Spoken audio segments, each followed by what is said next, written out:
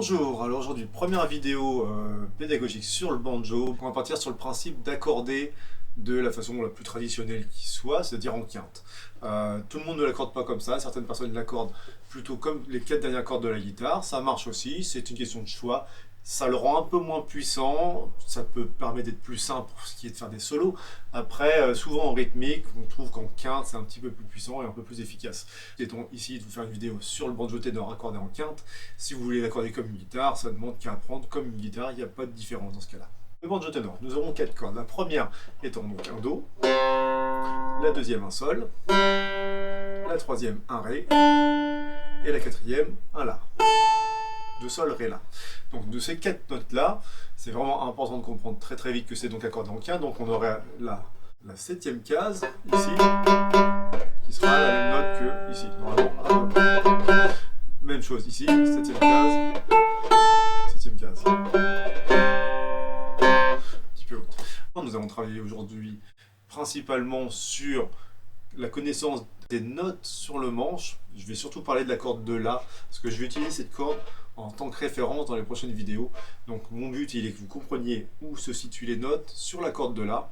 Donc pour ceux qui n'ont pas trop de connaissances en solfège, on va expliquer un petit peu comment on retrouve l'intervalle entre les notes et aussi où les situer pour que vous puissiez après trouver vos positions d'accord. Nous avons la corde de La.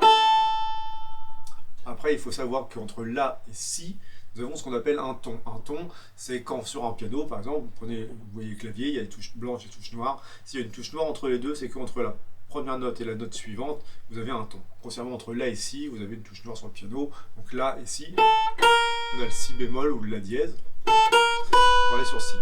Après, pour aller de Si à Do, vous verrez bien sur un piano, vous regarderez, je mettrai une petite image en lien à côté. Entre Si et Do, il n'y a pas de touche noire, donc ça veut dire qu'on va juste avoir un demi-ton entre les deux notes. Après, entre Do et Ré, nous aurons aussi un ton, donc il y aura Do dièse ou Ré bémol, au choix c'est pareil. Après, entre Ré et Mi, un ton aussi. Entre Mi et Fa, un demi-ton.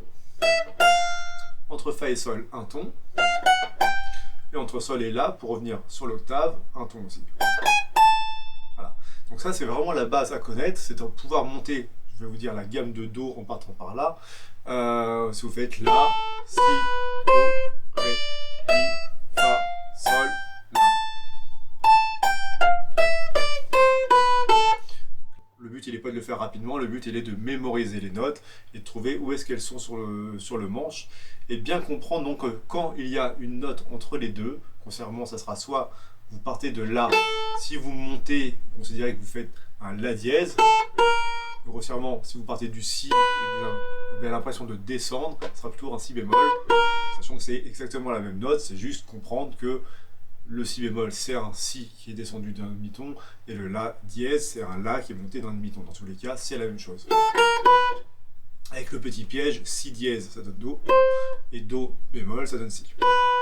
La deuxième notion qu'il va falloir comprendre relativement vite aussi, c'est la construction des accords, sachant qu'est-ce qu'on fait dans un accord. Quand on dit par exemple Do majeur, qu'est-ce que ça veut dire?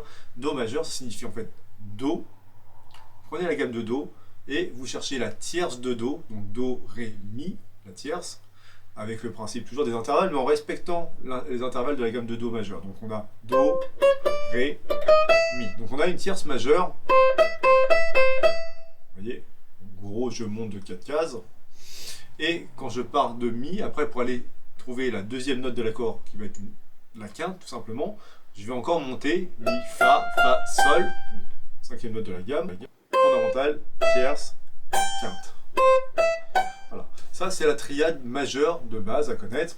Cette construction d'accords va nous permettre de monter différentes triades, mais en sachant qu'on peut soit démarrer de la fondamentale, soit démarrer de la tierce, soit démarrer de la quinte. Donc on va avoir pas mal de positions comme ça, et il faudra pouvoir trouver dans chaque accord quelle est la tierce, quelle est la quinte, essayez de vous entraîner à ça. Vous parlez de Fa, Fa, vous montez d'une tierce majeure, Fa, Sol, La. Et si vous voulez remonter encore d'une tierce mineure pour atteindre la quinte, la Si, Do, on a toujours tierce mineure aussi, donc Fa, La, Do, vous avez une triade majeure de Fa. Donc tout ça, c'est la base à retenir pour pouvoir travailler cette fameuse vidéo qu'on va avoir sur les triades majeures.